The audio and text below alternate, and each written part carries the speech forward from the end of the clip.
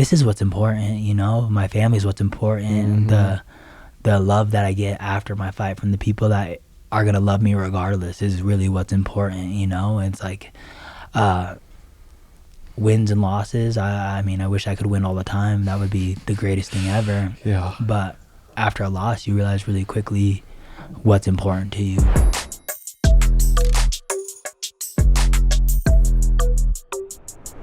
Welcome everyone to another episode of the Robert Patton Global Podcast. I'm here today with Brandon Royval, UFC fighter, just fought for the belt.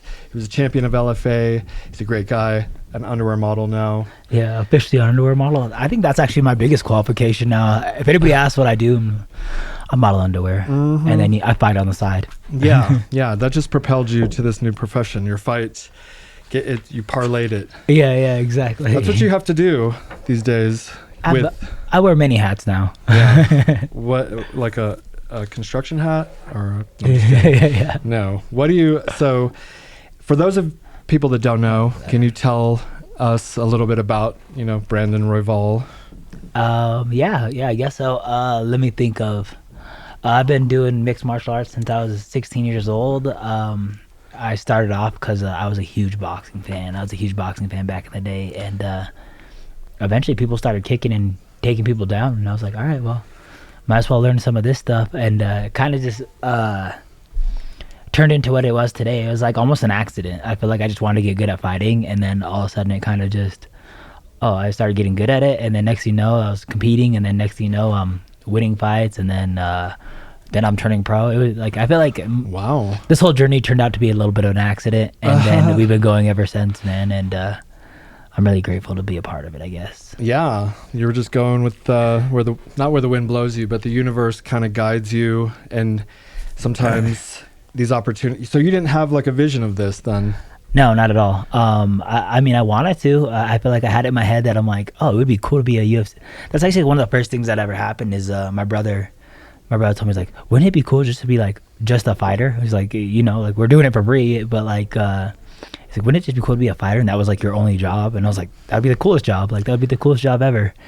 And I could never just see it through. I feel like, especially like in the fight games, there's so many people with so much confidence, and like people are so like, they have really high opinions of themselves. And it's like, I feel like as a youngin, and like maybe even now, is like, it's developed to be better, but when I was young, it was like it wasn't that high, and I could never get past these certain limitations I would put on myself over and over, and then I would surpass them somehow. Like I would surpass them and then just be surprised. So I just feel like throughout like growing up, or like even like getting signed to the UFC, and then even fighting for the belt, or like being ranked and all that stuff, I was just more surprised than anything. I'm like, dang, this is still here. Like yeah, what I can't remember what they call it. I mean, it seems surreal to me doing what I'm doing, and we just signed with the UFC, and like I've cried a couple of times, but of like happiness, because I've been such a fan of the UFC for so long, and I respect fighters and everything you do, the dedication, determination that it takes to get in the cage and risk your health and wellness. You're putting it all on the line, and it's just something, and it's kind of like running a business. You can't be half in. Yeah, and it's like for all of us, we're just like, you're a risk taker. You're taking risks. Even like signing with the UFC, and you're like, I hope this marketing is gonna pay off. I not even hope, because you have to make it pay off. Oh yeah, and that's what I think too. Is just like I get like maybe like in a negative mind state, but it's just like I know my work ethic. I know what I've been through. I know what I put myself through, and it's like I can make. If I put my heart to it, I feel like I can make a lot of things work based off of these small little lessons I've learned about being just a martial artist, And I'm sure same as businessman, or when you're in the army, you're learning these little lessons along the way that have made you to the man that you are today, where you're like, bro, I could definitely do this, or like, I don't know. I always feel that he's like, I took this fight on short notice against #1 contender in his like home country.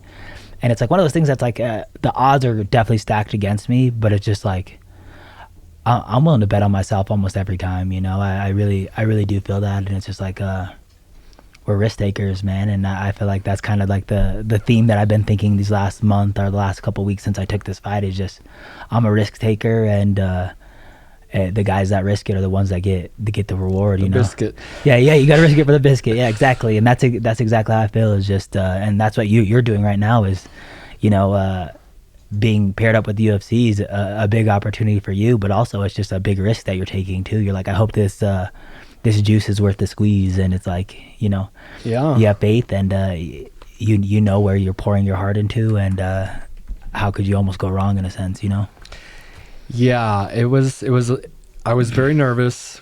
It was a big risk, and so far it's been paying off. And luckily they're so cool. The UFC is, to us, have been so cool. They've let us do a little test to see if it was going to work, dipped a toe in, and it started paying off, not instantly, but within a couple of months we saw about a 20% increase in overall revenue and visits and stuff, which it's going to pay for itself, and that's really all we can ask for now. Yeah. But a lot of brands have come to the UFC, and then you don't see them there anymore. So it's like, did it not work? Will it not work for us? Yeah. Did they get what they want out of it? There's so many unanswered questions with that. And, yeah, I feel like, especially maybe it's just because I'm in the mixed martial arts industry, because I don't really know life outside of martial arts, but it's like I don't see a martial arts brand without SHEATH underwear all over it. So it's cool. It's cool that you guys are in Colorado, and even pulling up to this, I was like, you guys got your own little building. Like, this is cool. And I can't pull up any of these fights without seeing SHEATH somewhere along the lines, if it's not at the very least on someone's shorts. So it's like, that's a cool little thing in itself. Yeah. Let alone now that you guys are taking over the UFC too, is something huge to be said. We're getting a lot of recognition. A lot of old friends are like, dude, texting me, proud of you. The Schmo texted me, which was pretty cool. That is and sweet. A lot of the people we work with are seeing it. So that feeds my ego. And honestly, I would rather do this than buy a Lamborghini type thing. So I have a Tesla. We both have the same Model 3, and that's fine. This is way cooler to me. And we're helping fighters pursue their dreams. And we've been working with fighters for the last decade, because the amateur fighters or the non-UFC fighters, it's more of a struggle. Oh, yeah, 100%. Yeah, I can't even express how hard the come up. Like, I always think this too, is just like where I'm at today, I'm super grateful. And like the past, and I don't have to dwell on it as crazy amount anymore. But it's like, if I had to start over again, and then I knew what I had to go through to get where I'm at today, it's just like, I don't know if I would do it again. Yeah. I don't know if I would, maybe I would have went to college or something else, but I know how much I sacrificed, how many probably years of my life I took off by just not sleeping, not resting, by doing some of the most insane stuff. And I struggled real hard on the come up. So the fact that you guys are doing that for the amateurs, or even like the regional fighters. Yeah, the regional fighters, they struggle so hard. And it's like, that's one of the things that I don't think people understand about like MMA fighting, is there's not much money in it. Not to mention, like, some of these even dudes in the UFC that are like in their first contract, it's like, but you got to work a normal job if you like, at least for me, I've always had like a standard of living. Like I feel like some of the fighters are just like, oh, I could live in my truck, I could do this. And it's like, for me, it's like, I always like wanted a little bit of money in the bank. I always wanted like a little bit of safety net. I always had a bunch of safety nets around me. I wanted my own spot, and so it's like, in that place, it's like, if I didn't bonus my first 2 fights, I would have been working up to my 3rd fight in the UFC. So it's just I'm very fortunate in that sense. And but a lot of these even guys in the UFC are struggling, working normal jobs, and like, my teammates in the UFC have normal jobs, or like some kind of job, some kind of side work that they do, or some kind of side hustle. So it's like I said, any sort of relief is the rule to us. Yeah, a couple extra bucks might help with the car payment or a portion of the rent. We work with so many fighters, so I know I have a glimpse into how their financial situation is. A couple of UFC fighters, I'm paying them a stipend to do social posts, and they're like asking me like, yo, I need to pay the bills, and I don't want to say their names exactly, but still a bit of a struggle because you got to pay taxes, you got to pay your management company and your team coaches, and travel. That's what people don't get is like a normal management company will probably take 10%, the coach in the gym will take 10%, and then you owe 30% of what's left to taxes. And it's like, at the end of the day, it's not to mention that you're not making NFL money, you're not making boxing money, you're not making any of that. And without you guys being like gracious, it's like we don't have sponsors on our shorts. Like I feel like a huge relief could be taken away if we had a couple sponsors we're allowed to throw on our shorts, get a couple grand here and there for that. Right. But we're not even allowed to have that. So it's just it's kind of a very unfortunate and sad situation to see some of these guys that are even like this is why I want to be mindful of like how I approach my career and how I approach happiness and where I give validation to, because it's super easy to just validate yourself through MMA. And I feel like that's a big issue with some of these fighters is their validation is winning. Their validation is the fans, is that.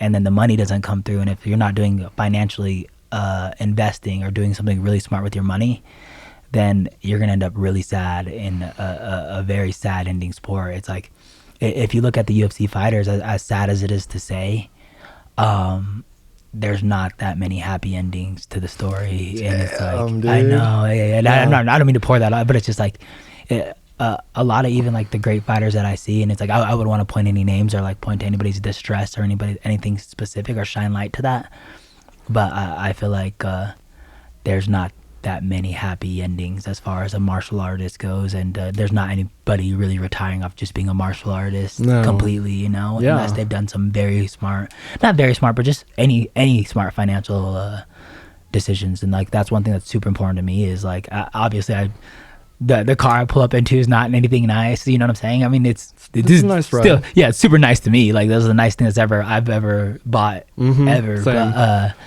that being said, is like I'm very careful on how I spend my money. It's a modest car. Yeah, you don't want to I don't want to go buy a Lamborghini because I'd rather pay the bills, keep this thing moving, make sure I have a security blanket for the future.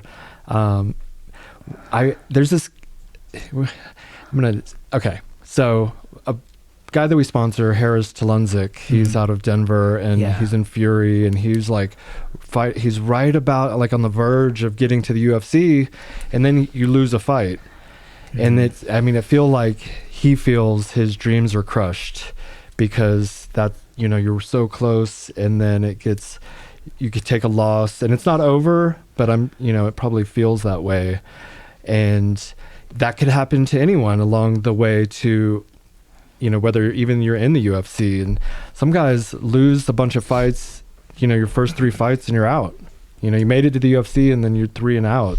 And so you have to be able to parlay that. And I use that word, parlay that into another career, whether it's announcing or, commentating or coaching, or there's a lot of things you could do. But like Michael Bisping, former UFC champion, he has a podcast and he's a commentator for the UFC, which he talks about how that really helps him in his lifestyle. Otherwise, he'd be working a normal job. Yeah, and I think that's another super thing that like a super important thing that you're saying is just using your platform while you have it and use it in the best way possible. Is I feel like there's a really good marketing. A good marketing thing of just being like a trash talker and like even drawing negative attention to yourself's attention, and there's a specific marketing play with that. I'll never do that just because I was going to ask you. It's not really my personality to talk trash out of just doing it. I've always been a very like defensive person. It's like I walk them trash. Like if you say something to me, I'll say something right back. Not 10 times out of 10. I'm guaranteed to do that. But I'm not gonna go seek it. Like I don't seek drama. I don't seek that. I don't really care for that kind of thing. And that's honestly just not me truly as a person. I'm not gonna go do that as a person in general. So it's like, why would I fake it in front of people that don't even really know me or whatever it is, So I think it's like super important to not only just be authentic, but but also just use your marketing and use your use what you have while you have it the best way possible. And I think that's super important that maybe some fighters aren't doing that they should be doing, and just kind of doing what like seeing what they want in their next career and kind of going from that. I just had a funny thought about you. You know, they can use your voice and use AI to say pretty much anything you want. You could be like, okay, take Brandon Royval's voice and use like a Colby Covington or Conor McGregor style of personality and talk trash. And you could just, that'd be funny. I thought of that. But before I thought of that, I was thinking of the visual aspect of it, and like you're jumping, doing like a flying knee, and like lightning is kind of shooting out when you connect. And you've seen stuff like that probably on Instagram. But yeah, how they do some of that. Just like different like to increase visibility or kind of, you know, just the marketing. It's crazy because like a lot of the more quiet fighters they obviously don't get as much recognition. Yeah, 100%. And it's like, even like I would like to say I'm one of the more exciting fighters on the roster, and I truly believe that. But that being said, is like I'm not gonna go be someone you're not. Be someone I'm not, you know. And it's like, as much as I know that could be the right marketing ploy, I also just feel like I would be betraying my authentic self. And it would be probably cheesy. Or, for sure it'd be cheesy. I couldn't even just attack someone's character without there being an obvious flaw that I dislike about him. You know what I'm saying? Like with my next opponent, like he's like a sweet guy, so it's like, I don't know. What am I gonna do? Just come at him like, you're too nice. What are you, smiling all the time? What, you fucking like kids and toys? We love Brandon. Brandon versus Brandon. Let's go, Brandon.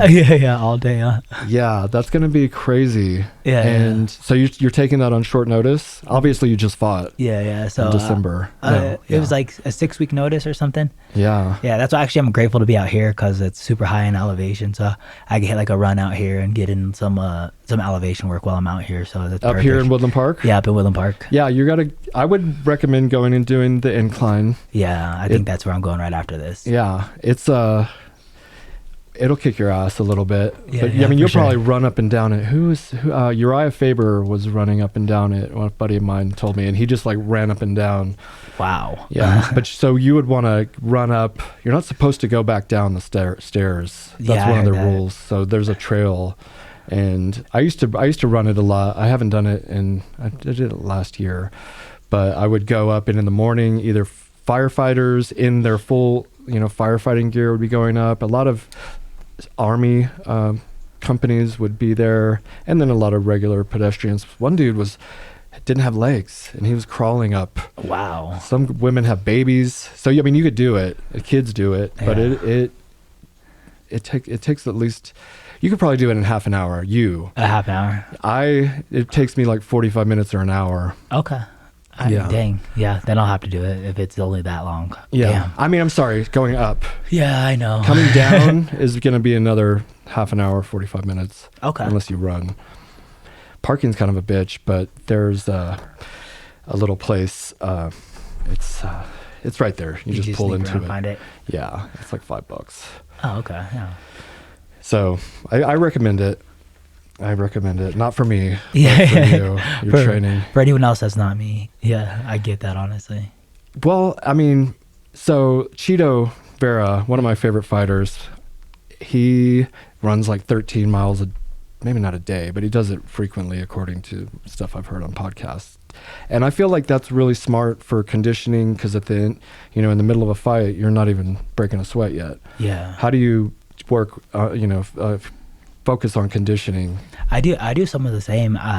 On Embedded, they caught me doing a 6.5 minute mile. Nice. 10 miles for 6.5 minute average. Whoa. Yeah, I killed it. I think the cameras also helped out. So yeah. Knowing that a cameraman was on me and I was trying to lose him the whole entire time, so he's driving up to the next spot a couple miles ahead, and I just gave him like a roadmap on where I go. I go from like I go across like city to city. Mm-hmm. So that was one of the. I wouldn't say it was one of the better ones, because I've hit like 14 miles, 16 miles. I've hit 22 miles, and nice. But I think it's almost a marathon. You were right below a marathon. Yeah. I don't know. I've never like done a marathon or like any race or like a half marathon or anything like that. But someone will tell me like that. Oh, that's close to a marathon. I'm like, dang, I wish I would have just done that then. Yeah. Like I didn't know what the marathon time is or whatever the marathon the miles are or whatever it is. So, I wish I would have just knew a little bit more and then went for it completely. That's close enough. Yeah. How long, do you remember how long it took you? I don't. Yeah. I really have no clue. At least that one, I don't remember. I did a marathon once, and the first 13 miles, no problem. Ran it, too easy. But the second, like by mile 17, my feet were killing me, and I did not train for it. Yeah. The most I would run is like 4 miles. So my buddy and I, he works for SHEATH now, but we just crashed. It was the San Antonio Roadrunner, whatever marathon or something, and we didn't register. We just like snuck in the crowd and started running. Oh, that's awesome. It was cool, and I finished, but man, it was so brutal, and I was never able to do it again. And I think I like tore my Achilles. Dang. I mean, like a tiny micro tear that persists to this day, which is 10 years later. It's hard for me to run, so I don't recommend running a marathon if you haven't trained, because your body's tendons and stuff needs to be conditioned for that type of, long duration. Yeah, but it also just says like what running is like just mentally, like just that mental choice of just like keep on going. Yeah. It's like I feel like someone told me they're like you're like my heart rate wasn't going down, like my heart rate was like still messed up, like we're monitoring my heart rate, and they're like, well, you're like supposed to be a really conditioned athlete, because that's like usually what I'm a cardio based athlete. I think most people will say like that's one of my like better attributes as an athlete. Mm-hmm. But they're like, but like statistically it's not registering as that. But he's like, you just have like a tough like mental like mind state to push through. And it's like I feel that with running too. It's just like I see a point and I want to get to it, and it's like running for me, I don't do for fighting necessarily, besides like trying to stay low on weight. I feel like that helps out, but running's just one of those like mental health things for me that I feel like I have a hard time meditating by myself, but like running, I can do it no problem. It's like a form of meditation. Oh yeah, or it's like a form of that flow state that you're talking about too. Yeah. It's just like I can hit flow state pretty well in running, and just empty my thoughts a little bit, and run away from my actual life problems for a little bit. And maybe that's really what I'm trying to do, is just get away from that, and to get away from already my active mind. So a lot of the times, I mean, I will run to like music, but most times I run without music on at all. So that's nice. Yeah, and just kind of like deal with my thoughts, or like what comes to the forefront in my life, and all that. You can come up with answers during a run. 100%. Yeah, 100%. I've done that so many times, because I would still run, but like 2 miles, and I've been doing SheathUnderwear.com for a long time, and as you can imagine, struggles have come up along the way, obstacles that we need to figure out a way around, and I will be stressing the fuck out, and I'll go for a run, and then halfway through the run I'm like, oh yeah, I can do that thing. Yeah. And it's happened dozens or hundreds of times. Now I do actually meditate, and I've been doing that every day. I did it all of 2023, and twice a day for 20 minutes, once in the morning, once at about 4 p.m. And I used to take naps every day, like straight up since I was 20. I'm 45, and I did it all the way up until like 43, because I don't sleep well. Yeah. And I had to take a nap, but it was never really like, it was good enough, but I didn't feel like recharged or revitalized. Now when I meditate, I come out as if like I just did a little shot of a Red Bull or something. It gives me like, because you go down into the meditation and you're in this resting zone where my whole body is like pulsing, and I'm just like super deep in a rest state. And so when you come out of that, the opposite, you kind of like plunge out of the water like a dolphin or whatever, metaphorically, and you're just revitalized. And I love it. And for my stress levels, again, running a company can be stressful. A lot of people depend on me, including fighters, agencies. 100%. I feel like an obligation to make sure we make enough money to pay all of our sponsors. I mean, the people we sponsor. Yeah, because they kind of rely on us, not to mention our employees and myself, but it's very stressful sometimes, and a lot of ups and downs. But since I've been doing the meditation, it hasn't gotten to a point where I'm just like crippled, anxiety, like paralyzed. I'm able to deal with shit better. So I highly recommend. It's called Transcendental Meditation. Is that like an app?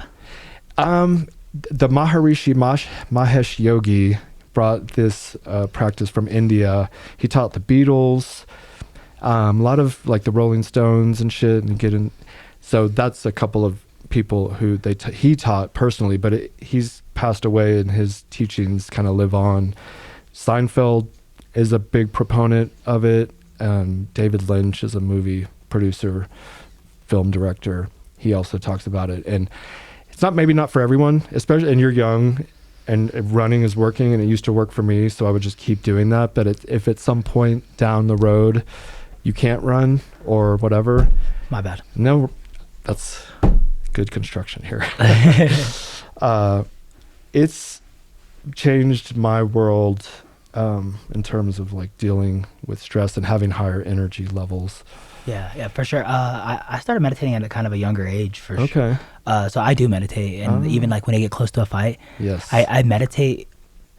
I meditate normally, but then I meditate like on the fight, which I don't know if that even makes sense. Yeah, visualizing maybe? Yeah, it's just like a visualization. So that's probably like the better word to say it, but it's like I'm meditating on like the results, how I'm doing in the fight, the walkout, all that kind of stuff, and just rehearsing the fight. And I always feel like that's like a meditative thing for me too. It's just kind of putting myself in a dark room. I have like a massage chair now, which is like I can kind of just lay on that, and our massage bed or whatever it is. I have one. Well, it's a chair.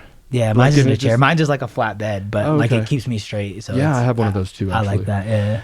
But another thing that I was doing at a young age too, and it was like the same thing as you were saying, is like a shot of coffee, is when I was younger, I was a full-time MMA fighter. I was trying to be, I was like, it was my amateur and like early pro career.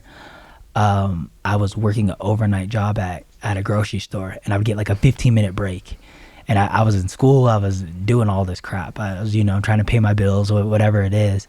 But I would get a 15-minute break, and I would try to sleep and then that's when I learned how to meditate. I can't remember whose book I read that helped me meditate, but he taught me how to do it. He virtually taught me how to do it.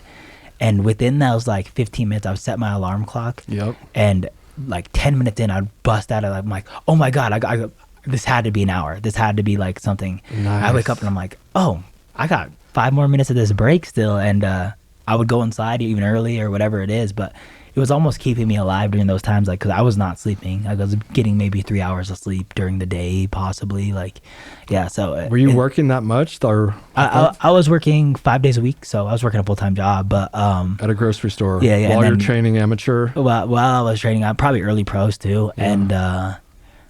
and I was going to school full-time at that. Okay. Yeah. At that time, I was like, I didn't think MMA was gonna do anything. I didn't think anything was gonna come of it. I was just like, you know what? I'm just gonna train because I love it. And then I turned pro, and I was like, I love it, but maybe it'll go somewhere. And I was winning, so I was like, might as well stick with it. How did your first fight occur? Like, who talks you into that or whatever? Into taking my first fight?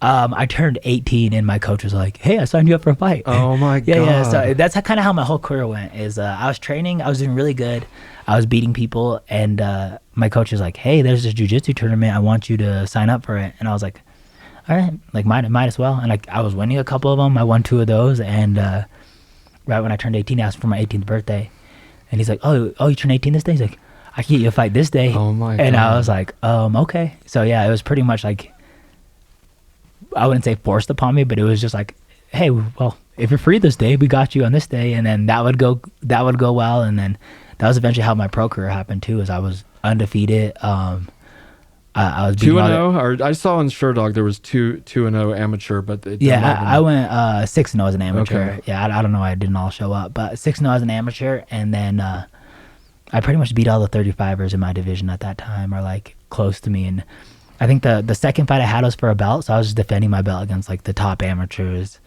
for that whole year. And then he's like, well, I don't really know who else we'd fight. Do you want to go pro? I'm my God. I guess so. And is that when you went to LFA, or you didn't quite? No, I didn't get quite into LFA until like a couple of years later. But yeah, it was like kind of how I scratched the surface of turning pro and all that other good stuff. Yeah. Okay. In your first fight in the UFC, you fought Tim Elliott. He's fucking wild. How was that? That's exactly what I was expecting. It was like I was just expecting craziness, chaoticness. I always tell a story, but I remember walking into that fight and just being like, all right, well, probably gonna lose this fight. Like took it on a week notice. I made weight in a week, and it was during COVID, so I was like, I was just running like inclines. Like I was running small inclines and just shadow boxing and doing whatever I could. So I'm like, I'm doing the bare minimum of training. Wow. My weight was low, but like I made the weight. But other than that, I remember just like, all right, well, I'm fighting Tim Elliott. I made it to the UFC. I got a shirt. I got a pair of shorts. I got the shirt with my last name on it, and it's like, I did it. You know, I did it. And I remember thinking in my head, I'm like, I did it. And then I won that fight, and like I knew I was gonna give it my all. I wasn't gonna go in there to lose, but like in my head, I was like, this is my fight to lose. So, but when I won the fight, and even after the first round, I was like, oh, there's no way he could sustain this energy. Like I could hear him breathing. I knew me and him were going like back and forth, back and forth. Yeah. And you know, the little guys just like little two squirrels going at it, just rolling in circles. That's a good analogy. Yeah, and that's how I felt too in the middle of that fight. And once I could kind of feel him let up, and I won that fight, I remember just being like, dang, I just beat a top 10 opponent my first fight, and I was just so like, maybe I could do this. And then I kind of just rolled from there. Do you think they gave you that fight with the intentions of him winning? Or do you, because sometimes I feel like the UFC kind of makes matches where one opponent is favored. Oh yeah, I think that's how my next fight is. I think my next fight, I think, and you know, I think I have a little bit of a cynical way of thinking sometimes, but it's like, I think this is like my fight to lose is what they think. They expect you to lose? Yeah, I'm getting brought in a 6-week notice in some dude's home country. The star of the UFC's flyweight division, and like I said, Brandon Moreno is huge in the flyweight division, probably the most popular flyweight there is. I don't think that they're favoring me, and I don't think if I did win that they'd be that happy about it compared to if you won. You know what I'm saying? So I'm not saying the odds are stacked up against me or anything like that, but I'm just saying, like, if he came to Denver, there's no way he's losing. You know, or there's no way I'm losing. Right. He came down to Denver to come fight me. There's no way he's winning that fight. And I my heart of hearts believe, if anybody comes to my neighborhood, you're not taking me out. So, and I'm sure he believes the same. And then I also believe the opposing. You know, so it's just one of those, like, I love the pressure. I love that kind of like maybe cynical way of thinking. I feel like that's kind of how I got this far too. Is just, I'm like, you know, I got me. Like, nobody believes in me. It's me versus the world type thing, and that type of mentality. It's motivation. Yeah, it's motivation, and maybe it's not always the best way to think about things, because I feel like sometimes I attack it in a negative way. But that being said, that's always kind of how I attack things, you know. Is I remember when I first started like martial arts, my like first girlfriend broke up with me or something like that. I'm like, I'm gonna show her one day, and like, you know what I'm saying, just stupid stuff like that. It's just like I always had that like, I'm gonna prove y'all wrong, like, mentality, and I love that. I think that's kind of what got me this far. I mean, you want to think positive and be grateful for what you have, and you know, but also a little bit of competitive juices flowing, like, and I dare you to bet against me type attitude. Oh, 100%, bro. I attack everything with a little bit of chip on my shoulder, you know what I'm saying? I feel like that's always kind of how I've been, is like you know, I would say I'm a positive person, but that being said, is I always had a big ass chip on my shoulder ever since I was a little kid. So I don't think that'll ever not be me. And it's like, at this point, it's like, it's got me this far, so I'm gonna keep running with it until I can get that belt and capture these moments, and have all these until this is like a distant past and it's not serving me well. But as of right now, I think me having a little bit of a cynical, like, me versus all you guys type of mentality has served me well. Yeah, I think that's what's so great about America. Yeah, right. Like, capitalism is us all sort of kind of competing against each other to make the best lives for our families and stuff, typically, you know, essentially. And I know there's a lot of, you know, debate on these days, like communism and socialism, and, you know, taking care of the citizens, and that's great, and as we should, for people that need it, obviously. But switching over to a communist sort of philosophy where everything's equal, that means, you know, you get paid the same as Conor McGregor or whatever, and or someone who's not even trying that hard. Like, we need, like, it takes away motivation. Yeah. I'm sorry. No, 100%. I agree with that. completely. And it's like I feel like the fact that there's millions of dollars being made every day, and I can go grab some of that is what motivates me on a daily basis. Is someone is out here doing it, you know, and I feel like that competition is kind of what makes the world go around. It's like if there wasn't that competition, I always think that too. It's just like if there wasn't that competition, like if there wasn't like an idea to have like success or any of that stuff, if men weren't that, like, I don't think anything would get done really. You know what I'm saying? I feel like that like even like I don't know, like guys with girls is just like if guys weren't so like if girls weren't in this world. The drive to be successful would probably be pretty low. You know what I'm saying? I'm very content with just living in my apartment at a time or my little condo at a time. But it's like, no, I need to upgrade. I need to do better. I need to, you know what I'm saying? And it's like, and then obviously fighting's its own self-worth for me. And it's like, I love being a mixed martial artist and I love improving every day. So that gives me my own satisfaction. But I could be a mixed martial artist in a studio apartment, no problem. I wouldn't mind that. And this is a little. We can't all be champions. You know, at the same time, and we can't just get participation awards. Speaking of champions and not all being able to be champions, how do you feel about the results of the fight between you and Pantoja? I was really heartbroken, man. I feel like I did a lot of things right leading up to that camp. I feel like when I was walking out, when I was warming up, I would have bet my whole entire paycheck on me. Yeah. Like, I've never felt so good. I've never looked so good. I've never just been like, okay, this is my fight. And I was like, enjoy this moment, enjoy everything, and enjoy all that. And for it not to pay off was really heart-wrenching to me. Really, really hard to deal with. The first 2 weeks of me losing that fight, I had a real hard time in like my mental state of like what I wanted to do next, what's going on, and how do I get past this kind of thing. And I feel like that was one of those like the moments of just being like, damn, like I don't know. It was hard. It was definitely hard. Yeah, sorry. I meant like, did you feel that you did enough to get your hand raised, or do you think the decision was fair? I thought the decision was fair. Okay. I don't think he won all 5 rounds. I thought that was kind of crazy.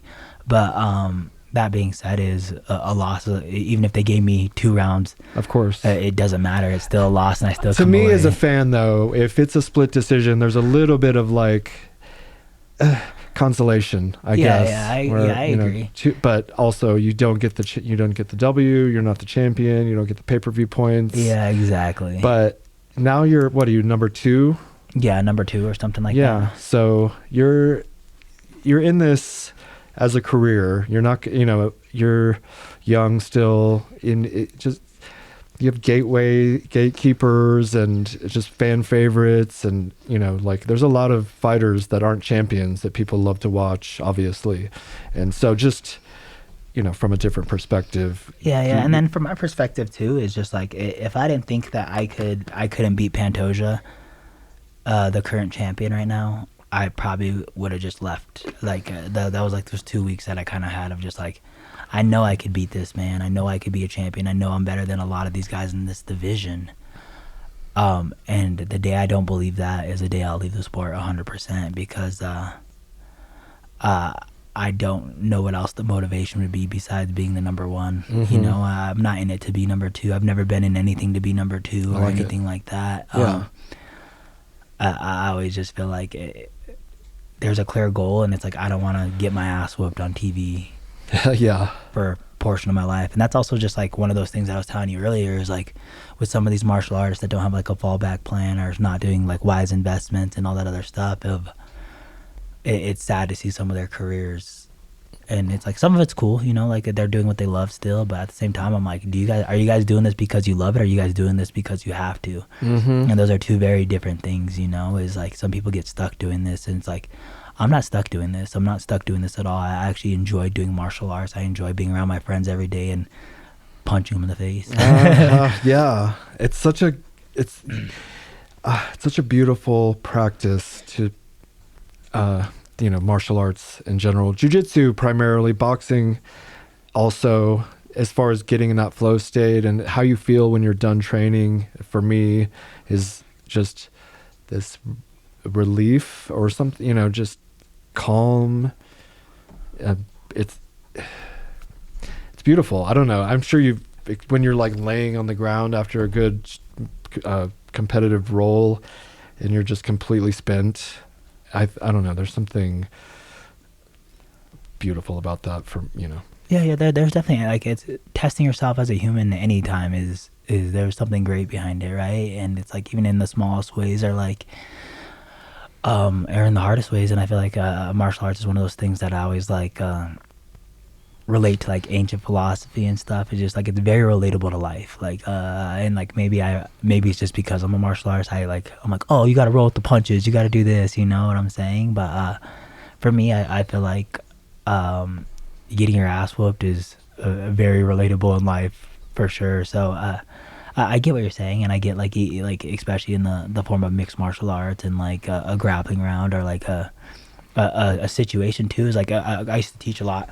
and one of the more impressive things that I was always like I would take away from some of these is just like the women that would come in my jiu-jitsu classes and they would go against like a bigger dude, and you know, no guy wants to get submitted by a girl. So there's always one or two things that happen. Is they either act like they're too cool to roll with them and they're like, oh, try this, and like, you know, they don't are they're gonna try as hard as they can, use everything they can. I mean, there's obviously the in between, there's obviously that, but there's a lot of that, like, oh, I gotta crush her, like I can't lose this at all, especially like a newer guy in like in those situations. But it's like, for me to be a woman and to come into a sport of jiu-jitsu where it's predominant by men, and then you're gonna put yourself against another man in sweaty positions and like in close quarters, and all that, and then to do all that and then to survive around and not get hurt and defend yourself. I'm like, you guys should just be proud of yourself on like what you guys done, because that's really what martial arts is jiu-jitsu is. It's self-defense, you know? Right. It's funny, I read something was like jiu-jitsu went from being a self-defense sport to now I'm scooting towards someone with on my ass, and it's like, but it's just like I feel like sometimes I seem discouraged, or like I'm not getting any better, I didn't get him, and he's only been doing this for here, and I'm like, bro, this dude's way bigger than you, trying as hard as he can to crush you, and you survived. Not only did you survive, but like you thrived, you know, and you look good doing it, you're doing some great stuff, and it's like all that good things, and it's like there's so much to say just about that, you know, about going into something that's uncomfortable and surviving and getting put into a choke and not giving up and surpassing it and getting through it, you know. And even if you do get choked or if you do get submitted, knowing that you tried valiantly in the process of that, I think there's something to just take away from that in itself. And I feel like those were some of the lessons that I'm like, I was so focused on winning and losing that it's like, oh wow, like look what I did in the process of all this is I survived against some dude way bigger than me trying to crush me, and he didn't do anything really, you know, besides squeeze his muscles out. I don't like rolling against bigger people that much, but if I do, just holding your own is typically all you can really need to do to feel like accomplished. And I got tapped out by a girl, it was about a year ago. I think she tapped me out. She was a blue belt. She was really good. But I wasn't going as hard as I could have. Is that true? Maybe. But no, I was going pretty hard. Yeah. My lady does jiu-jitsu. She's really good. She's a professional fighter. She's good at all of it. But she's good at jiu-jitsu, like specifically arm bars. And she caught me in an arm bar one time, and not even one time. It was actually very recently. And I was like, I might have to let this break. Like, I'm gonna have to let this break because she's never gonna not bring this up any chance she gets. But I get that. I get all that, and it's like it's still like I don't know. I feel like I'm like that with anybody too, though. So, but it's cool. It's cool to see like her technique and her skill, and like it's also cool like in jiu-jitsu too. It's like as much like, you know, me and you have the same kind of body type, of just like how different people do it, you know. And like that's the cool thing about fighting, and I feel like that's some things that coaches get really wrong is they try to coach fighters all the same way when it's like no two people fight the same. And that's like there's no like specific standard to fighting. I read this book, I'm gonna forget the name of it, but it was talking about golfer swing, and that so many coaches try to perfect like how a golfer swings technically, but then they lose their like authentic swing, and when they lose their authentic swing is when they start losing themselves. And it's like what your body does like automatically, how to make that work for you and make that better is really your swing. There's no correct, I mean, there is a correct way to hit a ball, but like there's no complete correct way that we're all gonna hit the same. Or you see like people that like, I don't know if you watch basketball, but like someone with like an ugly shot and they like shoot over here, but like that's their shot, and like they've matched that. And they've done that so many times that it's like that's their shot. It's like you try to change it, then you're changing the artist. You try to change the paintbrush, you're changing the artist, and it's like you don't want to do that. You want to work within the art, you know. You want to work with the artist in their comfortable setting. And I feel that with martial arts is like you see some specific gyms and they all fight the exact same, and it's like there's two guys that could fight like that, you know what I'm saying? Not everybody could fight like that. So I think that's one of the cooler parts about martial arts too, is like it's a Bruce Lee quote, is like take what you can and then make it your own type thing. And it's like I feel like that's so important, you know, is just take as much knowledge as you can. I'll drink some of your tea, and I'll take what I like from it and make it part of my recipe, you know. Jeet Kune Do.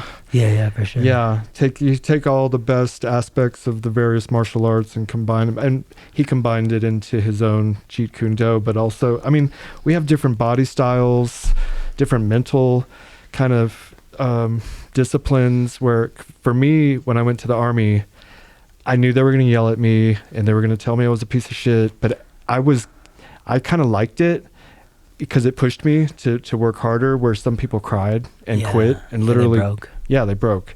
And how do you feel about coaches today, and are they like real supportive, or are they pushing you, like kind of yelling at you, and what do you like, what do you prefer? This is a same book that I'm not gonna ever remember its name, but it's talking about do you know the Lords of Dogtown? You skateboard, right? The Lords of Dogtown. It was talking about the guy who was the coach there at the Lords of Dogtown, like the Zephyr brand or whatever it is, and he was just saying, he goes, he's like a stoner hippie dude, like real cool stoner hippie guy, and he's like, I didn't really coach him as much as like I'd be disciplined, as much as I would just give him ideas to kind of run with. And like he's like, they do this, he's like, well, what if you had a twist right here? Nice. Or what if you do that? And he's like, he coached so loosely and so creatively. I feel like there's, especially in martial arts, there's this narrative of having like a military style, or guys that read too many like alpha male books, and they're like, you guys are pussies, you guys are this, you guys are that. And it's like, I agree that sometimes like somebody needs to just toughen up. That to a certain aspect, there's a lot of people that need to toughen up, or there's a handful of people that need to toughen up. But I don't believe that that's the solution to a lot of problems. I think a lot of it's just technical issues, and a lot of it's like if you're a professional fighter and you reach the professional levels where you have more than 3 fights, you're a tough motherfucker. Yeah, you don't need somebody yelling at you at that point. I agree with that 100%. If somebody was yelling at me right now, I'd be like, chill, dude. Yeah, but I'm a grown ass man, bro. Yeah. You can't be yelling at me at over, you know what I'm saying? And I was still a boy, if you will, when I was in the military, and it did help turn me into a man. So I liked it, and I thought everyone should go through that. But I once I hit sergeant and whatnot, there are different levels. But to break you into the type of mentality that you need to be a world champion, potentially, or whatever, be a professional. I feel like some people just need to toughen up at the beginning, and then, you build off of that. And that's and that you have to like also just know your person. Is like, do they get motivated off discouragement or encouragement? And I feel like most people will lose faith in you as a coach off discouragement. Of like, I feel like if I was being discouraged constantly, I would stop listening. You know what I'm saying? Like, oh, this isn't a true leader. You know what I'm saying? I knew it was temporary. The basic training. I knew it was that's like exactly an act what it is too, or whatever. Right? They were just trying to like fuck with you to build you up, or break you down to build you back up. And I ended up beating everyone in our battalion of 266 people in the physical fitness test of basic training. But I was also very disciplined in my diet. And I mean, look at you today. You're still very disciplined. Look at this place that you built. You know what I'm saying? Look at you meditating every day. That's discipline. You're doing jujitsu, you're running, you're doing all that stuff. Discipline. And I agree that like someone like me, I don't need to to be like discipline's not anything that I lack. Discipline's not anything I lacked. I definitely lack like having hard work ethics. Not anything I've ever lacked. Any of that stuff. I lack technical skills, and that's where it's like I want to be coached technically. I want to be coached. I don't necessarily need like someone kissing my ass. Right. But I definitely want to get like I'm hard enough on myself as it is. I don't need two enemies on me. You know what I'm saying? Yeah. And it's like at that point I would develop like no trust in coach. And also I think it's lazy coaching. That's another thing that I believe about that too, is blaming a situation or a fighter and just being like, oh, you're not tough enough, or you're not this, you're not that. It's just like, okay, well, we're avoiding technical flaws. And it's like, if I don't need to be tough. I don't need to go out there and get punched in the face, be tough. I mean, there's times that's going to have to happen, and I'm going to have to decide to go out there and, Brawl, walk out with some big balls. You know what I'm saying? That being said, is most of it's going to be technical flaws. And it's like, if you're a real coach, what you're going to do is address everything technically,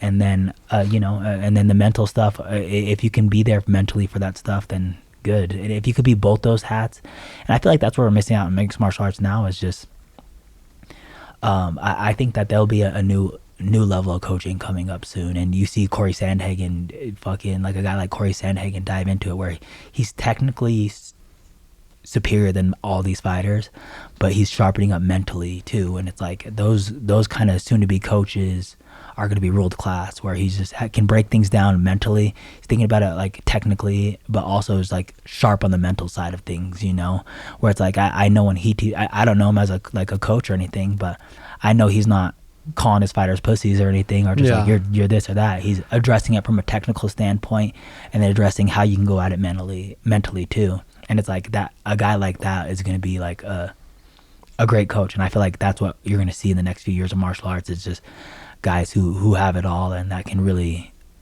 be like a great coach in that sense.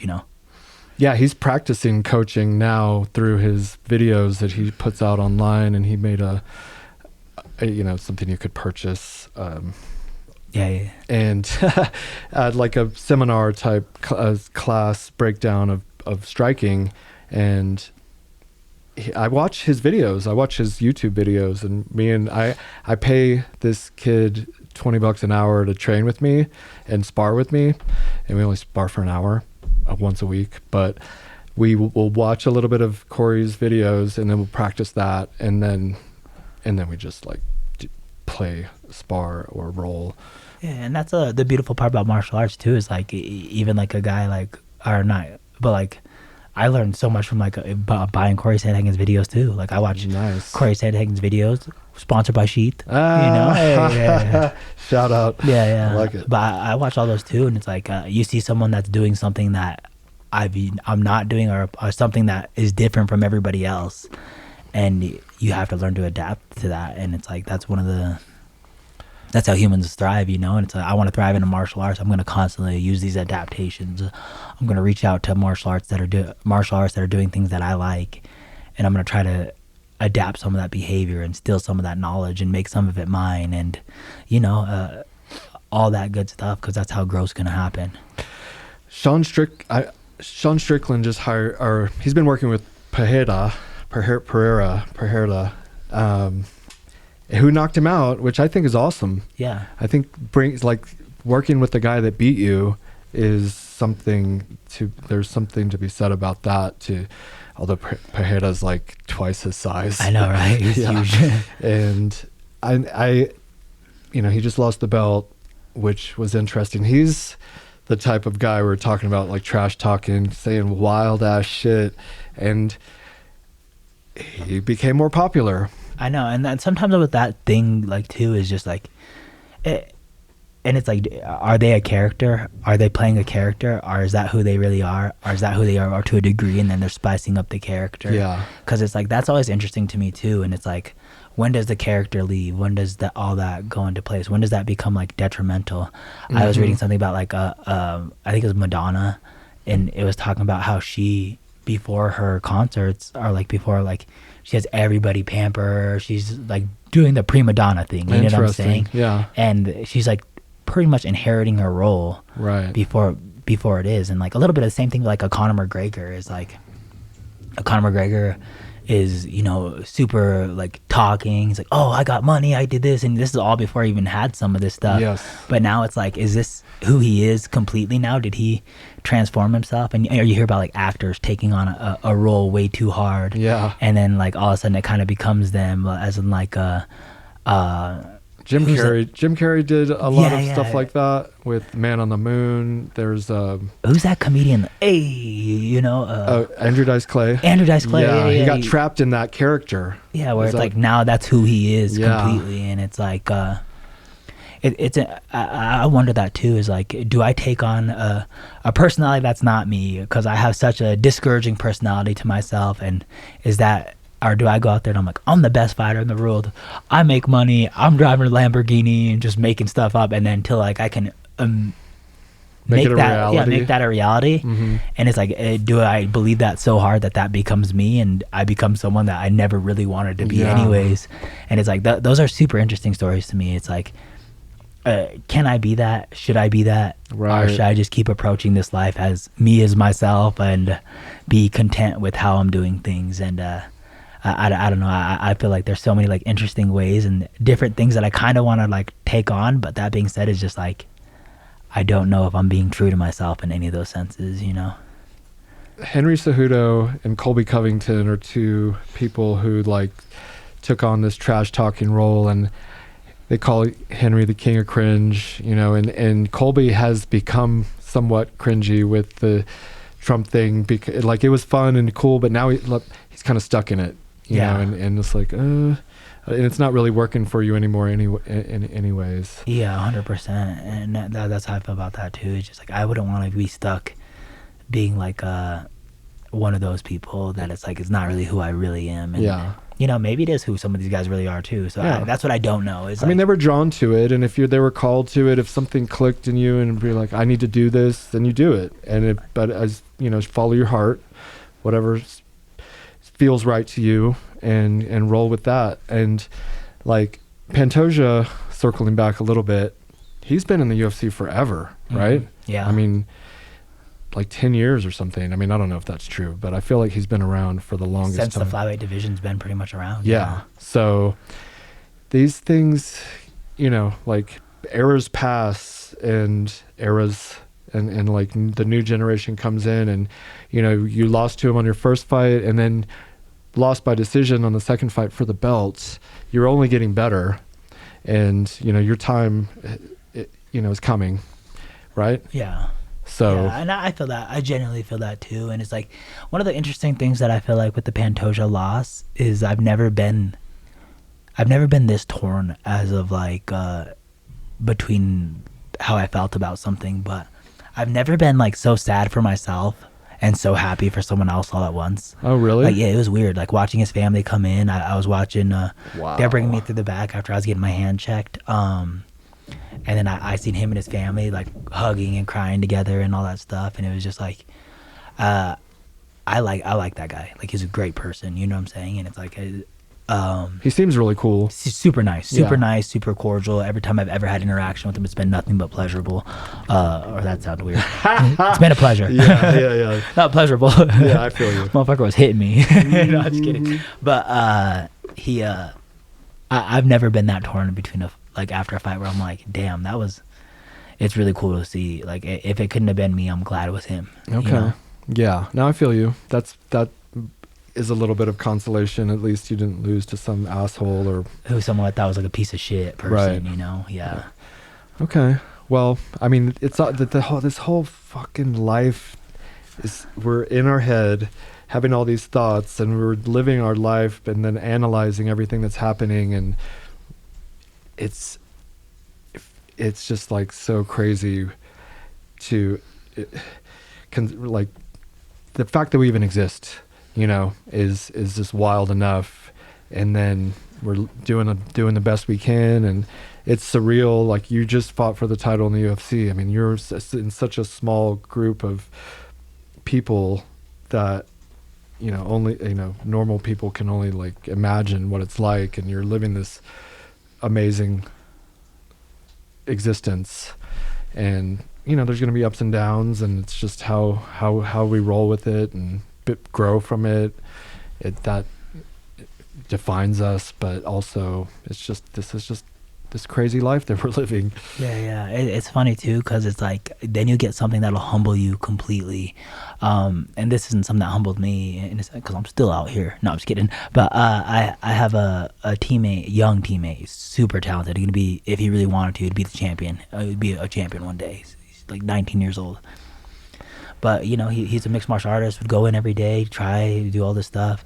And his brother passed away, and I feel like he stopped showing up a little bit, and then I like in my head I was like, oh bro, you gotta stick with it. But then it's like,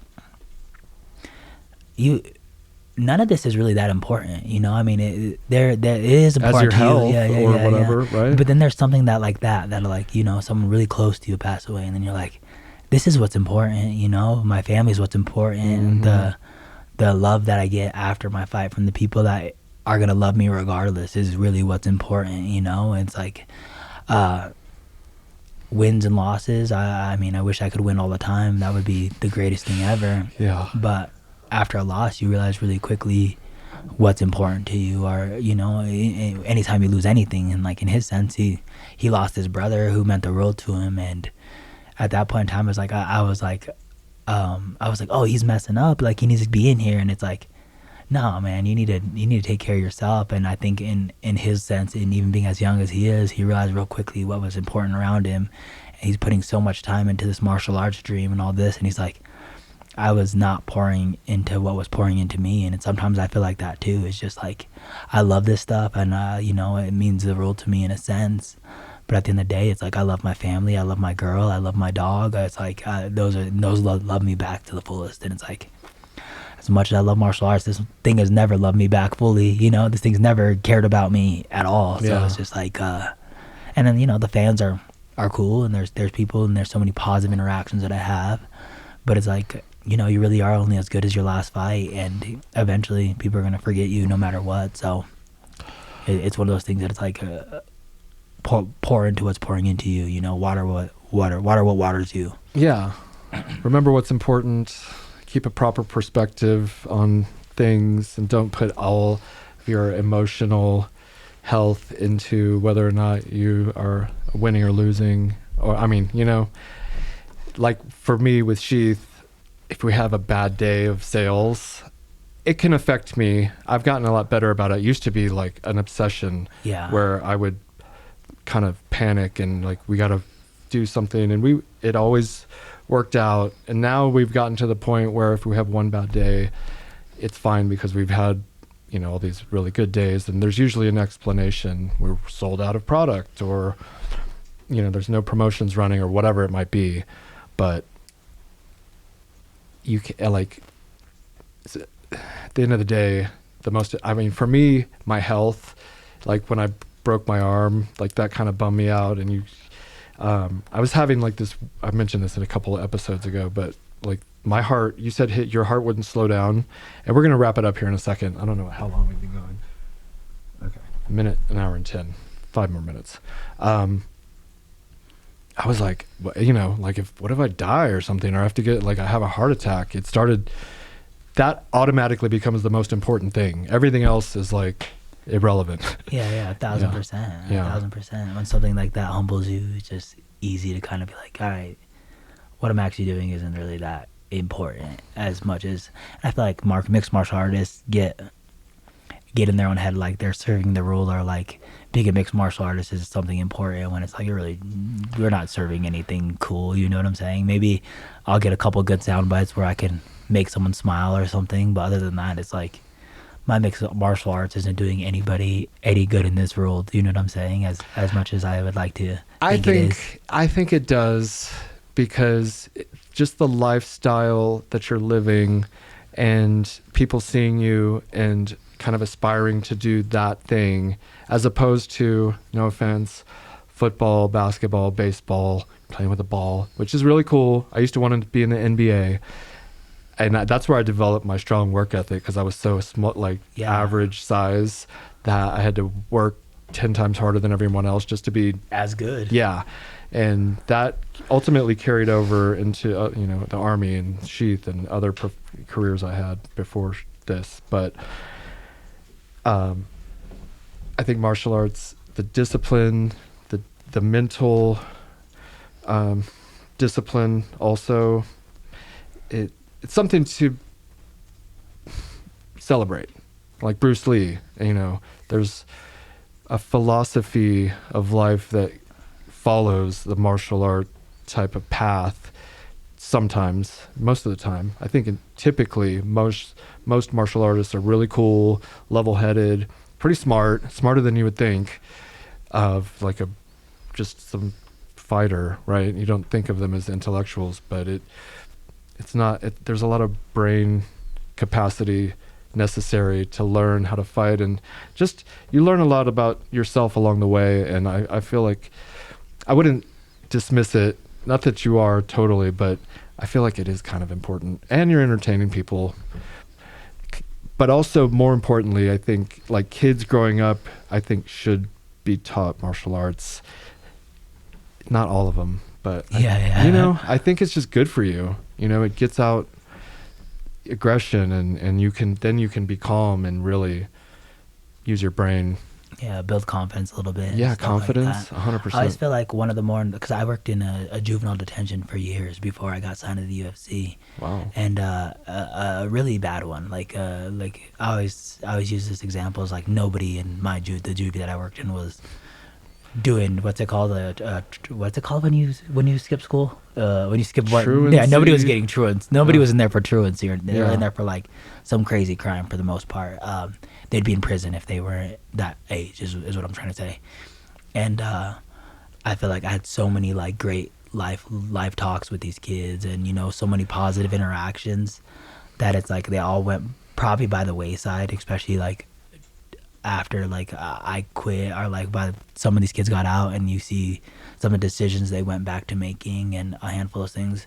But I feel like the most important thing that I gave to those kids, or that those kids could see, is that not only did I show up every day, but I showed up every day. They knew I had practice. They see me with black eyes, and they're like, "Did you train today?" It's like, "Yeah, I trained today. I train every day," you know. Yeah. And I was working my last 2 years. I worked overnights, so I can train full time. So they would go, and I would go in like late, and then they would see me with my eyes bloodshot, barely walking in, barely able to do any of this stuff, and they're like, one of my final weeks, one of the kids was like, he's like, "Dude, how are you gonna, like, you look like shit. Like, how are you gonna keep this up?" And I was like, "I don't know, man. I think I'm the next flyweight to be signed. Like, I'm the top ranked. I'm everything. Like, I don't know." And then like a couple of days later, I got signed at the UFC, and I was able to quit the job. But that being said, is I feel like what they were able to see, the only thing I was able to kind of really give back, besides like, you know, some of the conversations that I think end up being meaningless, is just a very average person being very consistent in his actions. Nice. And not only showing up every day and being the same person with them every day. Like, I wasn't changing who I was with them. I was going to be the same kind of tough but a little bit lenient person that I was, you know. I was going to let them get away with too much shit, but I wasn't going to crack down on them sagging their pants, you know what I'm saying? I wasn't going to go be like a extra cop or anything like that. I wasn't looking to get anybody in trouble. I wasn't looking to, like, you know, make their lives worse. I was trying to help them. Yeah, I was just trying to, you know, just be helpful. But that being said, I was very consistent in who I was as a person, and very consistent on me showing up every day, and very consistent on me showing up even if I just got my ass whooped. And then I also they all knew that I was very consistent on I showed up to practice no matter what the situation is. Rain, no sleep, and all that stuff. I was going to practice and getting that job done. And I feel like if I could have gave anything back to them, it was just that. By leading by example, or showing them a positive example that they can when they get out. Yeah, because those kids, I play basketball with them. They're like, this is not an athlete. Like, you're a professional athlete? No. I play soccer. I do all that stuff. And they're like, you are not athletic at all. That's hilarious. Yeah, but the ability to just show up and overcome every day, I think, is what I've done really well in life. I love it. Well, I thank you for showing up here. I appreciate you. Yeah, very agreeable. We got to roll. We did a little boxing, hitting mitts, did a little photo shoot. You guys will see that soon. And I really appreciate you making the time. Yeah. Thanks for having me down here, bro. This is awesome. I didn't even know it was going to be a SHEATH warehouse type thing. Yeah. So it's really cool, man. Well, you're very welcome. We'll have to keep in touch and, you know, train again sometime or whatever. And I'm going to be looking forward to this fight on, I think it's February 24th. Yeah. And he's fighting Brandon Moreno for the #1 contender spot, I guess. Yeah. Something like that. And the fight before is Ortega versus Rodriguez. Yeah, Rodriguez. Yeah, that's going to be sick. I know. I can't even believe I'm main eventing over those two. I'm like, that's wild. Yeah, so that's going to be a great card. In Mexico City? Yes, sir. Are you going to go there, like, how? Probably like a week early, 2 weeks A week early? Yeah. Something like that. Okay. It's 2,000 above where I live at right now. Oh, 1,000 less than where we're at right now. So yeah. it's like, I've been able to fortunate enough to like just drive up to the mountains and do some workouts up here and then maybe go out a week earlier than I'm supposed to and then hopefully acclimate by then. Yeah, I mean, you should be fine. But yeah, I figured. Okay. Well, if you ever want to come up here, do some training, you're always welcome. Thanks. Thank you for coming again. Thank you, everyone, for watching another episode of the Robert Patton Global Podcast. We'll be back next week.